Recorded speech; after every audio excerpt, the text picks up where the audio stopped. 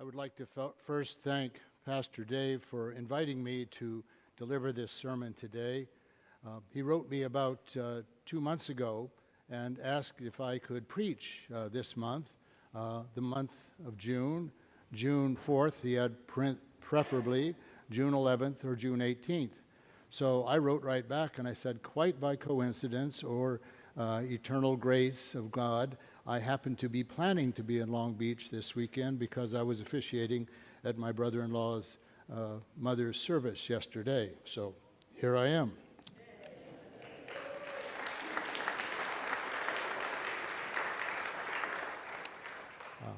And Rob, I wanted you to know that I was asked last Sunday where I was going this Sunday from our church, and I said that I was going here to preach. They're kicking off their $600,000 capital campaign, and I would let them know upon my return how my sermon did. And I am delighted to know that I can go back next Sunday and say they already have half of the money raised. Peggy and I stopped by here on Friday to visit with Pastor Susie and have a delightful lunch with her. While we were here, we did two things. We checked the niche to make sure our columbarium niche was still empty, and it is. And we also checked the garden to see it had not yet been changed to Ensley Memorial Garden. Always a worry about that. It's good to see some familiar faces and also some new faces of people I don't know. No minister, at least this minister, does not want to leave a church and find out that once he or she left, the congregation dissipated and it wasn't as great as it was while he was there or she was there. So good to see you all here this morning. So now my task of raising that other $500,000, $300,000, just $300,000. If you want to go to $500,000 more, they'll find something to use it for. Will you join me in a word of prayer? Gracious God, you sent your Son into human form to truly enlighten the world through his teachings. May he so enlighten us that we may show forth his light as we reach out to serve others in his name. And now may the words of my mouth and the meditations of all our hearts be acceptable in your sight, our rock and our Redeemer. Amen. As a congregation, you are well aware that you are undertaking this 3-year campaign to raise the $600,000 to update buildings on this property before Bayshore's 100th anniversary in 1925. Built in 1925. I've been kept informed by reading the Carillon each week and by this proposal sent to me by my sister Joan. But first, I invite you to travel back in time and see how we got to this place. First Congregational Church downtown was well established in the 1890s when these eastern suburbs of Belmont Shore began to develop in the early 1920s.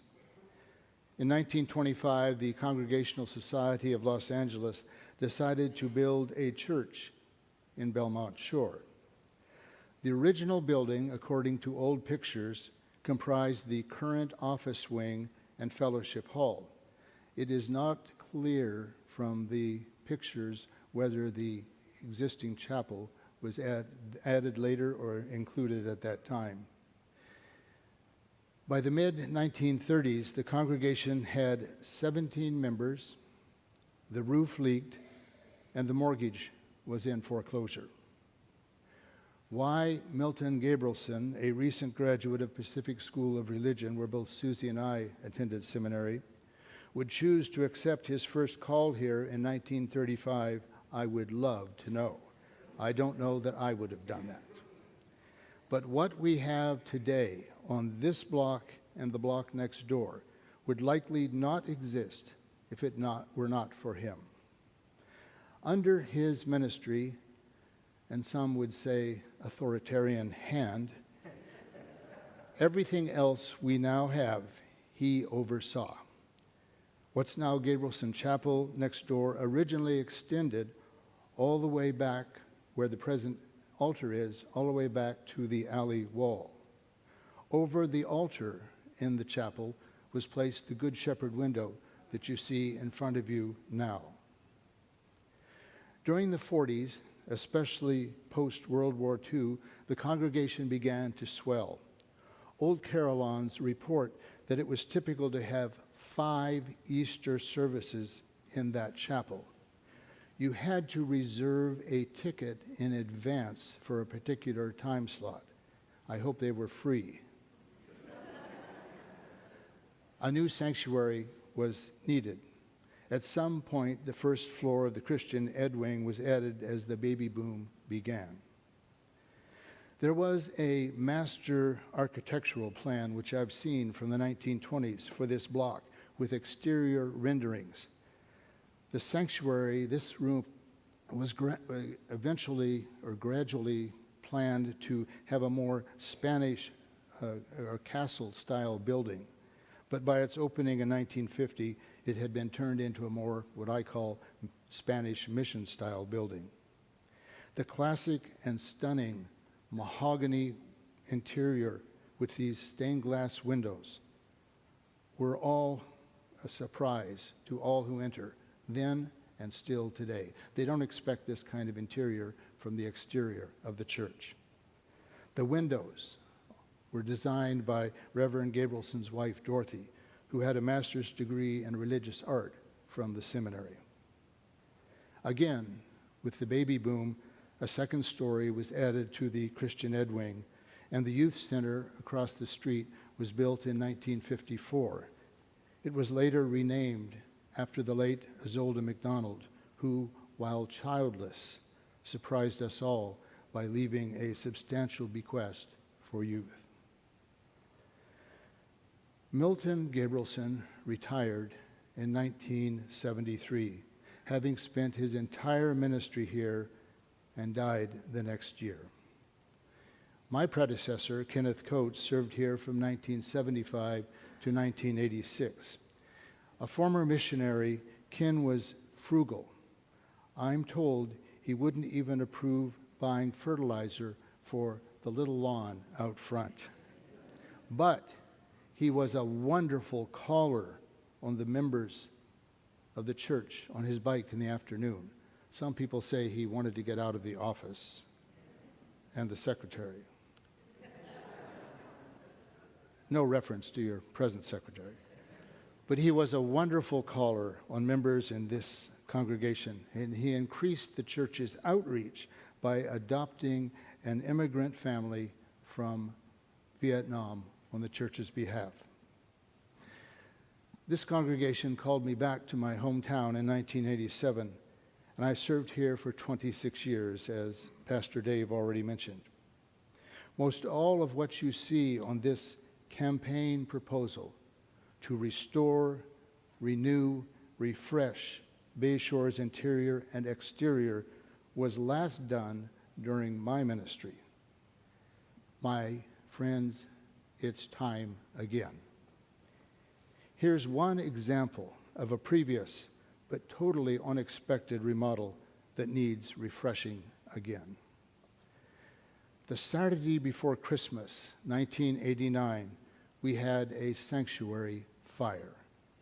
It began in the attic over the right organ chamber when the furnace flue collapsed and heated up all that 1950s wood. It destroyed all the mahogany from the left pillar by the altar all the way over to the wall where Reverend Susie is sitting. The organ console, originally in a pit behind the lectern, was destroyed, as were all the organ pipes on the right side.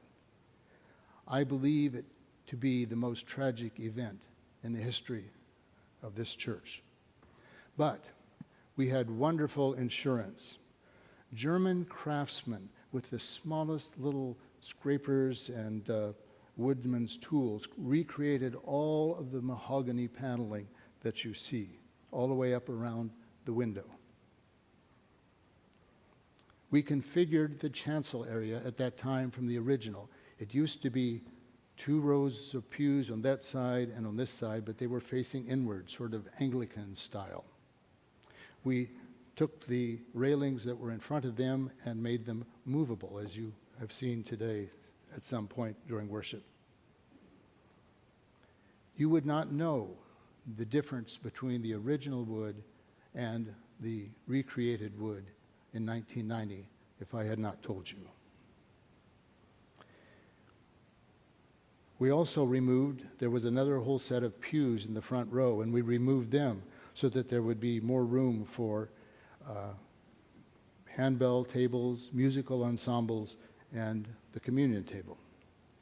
The original beams over your heads were originally whitewashed, sort of buttermilk color, a strange contrast to these mahogany walls. They were stripped because there was scaffolding all the way up in this sanctuary. The pews were gone, and they scraped them all and stained them to match the walls.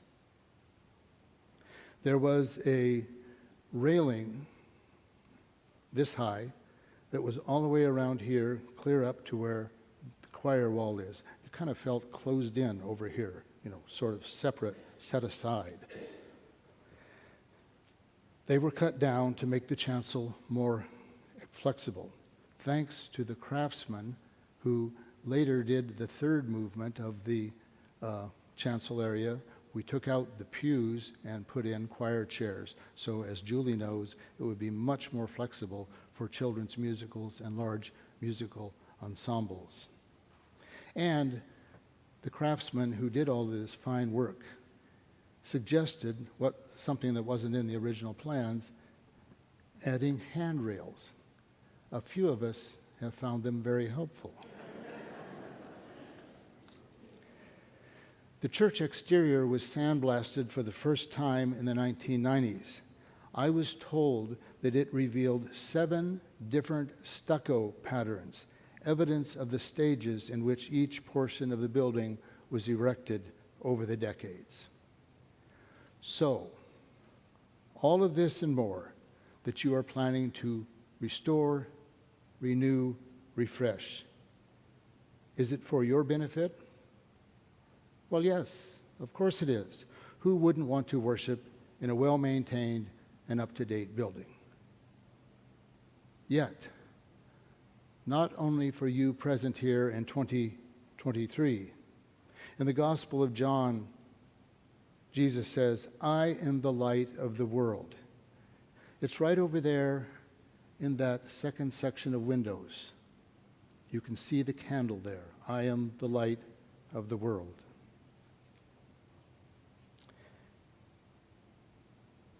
I propose that you, this congregation, live in the spirit of today's gospel from Matthew. After Jesus delivers what we call the Beatitudes, he says, "You are the light of the world. No one, after lighting a lamp, puts it under a bushel basket. Let your light shine before others." I can't speak for how this church and congregation were a light during Reverend Gabrielson's time. As I mentioned, he died the same year I was ordained. But all of this might not be here for his vision and fundraising ability. But I knew my predecessor, Ken Coates, and I know he took satisfaction in knowing that adopted family by this congregation, some of you here, flourished in the community under Bayshore's support. You already shine before the community, even more so with your new exterior lighting. Thank you, Rich. And by shining, I don't mean physical lighting.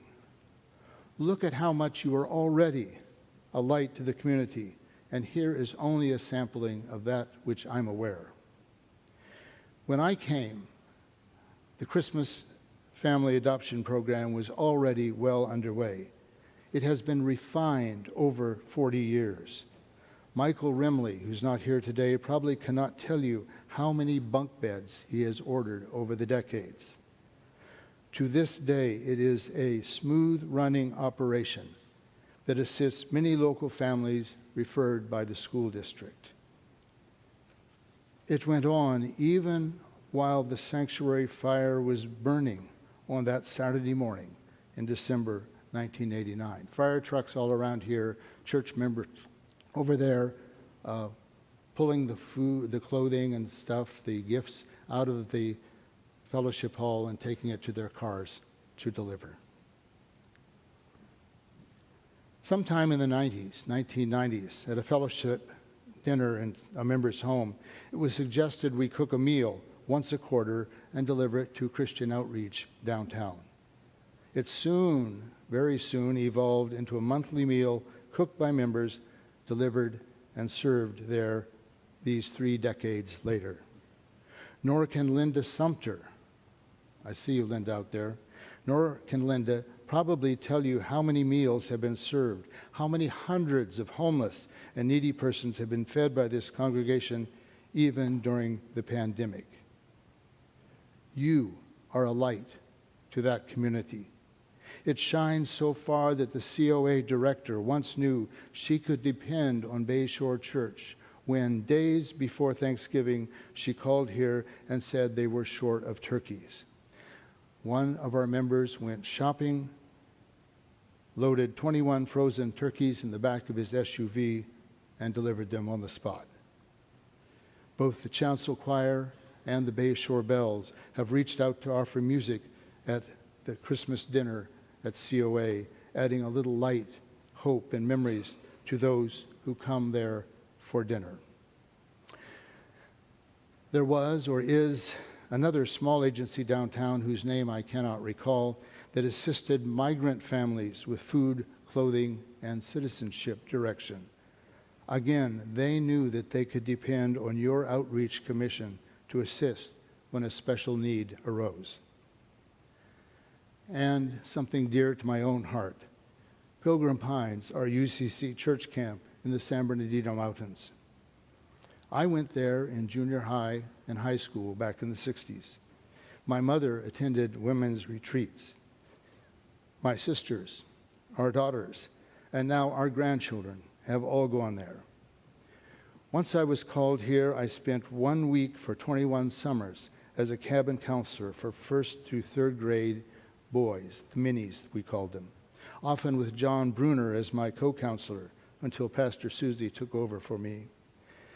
Peggy and a number of other members served as cabin counselors. During your annual fundraisers, you have donated an astonishing amount of money for camperships. Did they help our church's children? No. They funded underprivileged children, many from the inner cities, social service agencies, and parents who could not afford camp. A couple of times when my daughters were younger, I told them, we'll be going on other vacations this summer, but this is their only week away from home.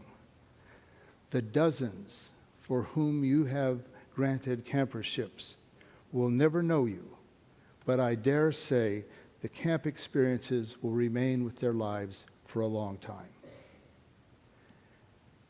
And what about all the other groups that use these facilities? Multiple recovery and other self-help groups meet here. I invited the Boy Scout troop years ago, this troop we sponsor, to sell their Christmas greens and garlands during fellowship hour, and I see that continues. I invited the Girl Scouts to sell their cookies instead of going door to door. Who wants young girls to be going door to door nowadays? I see during the pandemic, they listed their mail order forms in the Carillon. So did my granddaughter list them online. Several of Justin Rudd's community action teams are hosted here.